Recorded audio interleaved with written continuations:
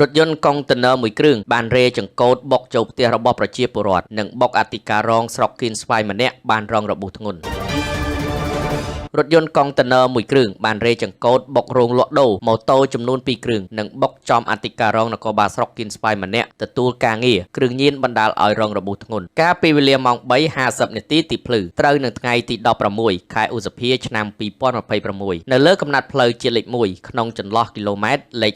33ទៅ34ចំណុចភូមិព្រែកប៉ុលឃុំបន្ទាយដែកស្រុកគៀនស្វាយខេត្តកណ្ដាលរបាយការណ៍របស់អធិការដ្ឋាននគរបាលស្រុកគៀនស្វាយបានបញ្ជាក់ថារថយន្តបង្កម៉ាក International ពណ៌សប្រភេទដឹកទំនិញមានទិសដៅអ្នកលឿងទៅភ្នំពេញបើកបរដោយឈ្មោះជនមិនស្គាល់អត្តសញ្ញាណបានរត់គេចខ្លួនបាត់ម្ចាស់ផ្ទះប្រជាពលរដ្ឋរងគ្រោះមានឈ្មោះថាលេងឈុនអាយុ55ឆ្នាំមានទីលំនៅនៅក្នុងភូមិព្រែកប៉ុលឃុំបន្ទាយដែកស្រុកគៀនស្វាយខេត្តកណ្ដាលជនរងគ្រោះដែលជាអធិការរងនគរបាលស្រុកគៀនស្វាយគឺលោកអនុស្នេហ៍ឯកចិនលីណាអាយុ45ឆ្នាំមានទីលំនៅនៅក្នុងភូមិទូថ្នោតឃុំកាគីស្រុកគៀនស្វាយដែលអង្គុយបំពេញបេសកកម្មការងារបណ្ដាលឲ្យរងរបួសបាក់ជើងទាំងពីរបាក់ដៃខាងឆ្វេងនិងបែកក្បាលជនរងគ្រោះត្រូវបានសាច់ញាតិបញ្ជូនទៅមន្ទីរពេទ្យចំណែកឯម៉ូតូ2គ្រឿងនិងរថយន្ត1គ្រឿងត្រូវបានសមត្ថកិច្ចយកទៅរក្សាទុកដើម្បីចាត់ការបន្តផងដែរនៅពេលនេះអ្នកបើកបររថយន្តបង្កត្រូវបានសមត្ថកិច្ចកំពុងតែស្រាវជ្រាវតាមចាប់ខ្លួនផងដែរ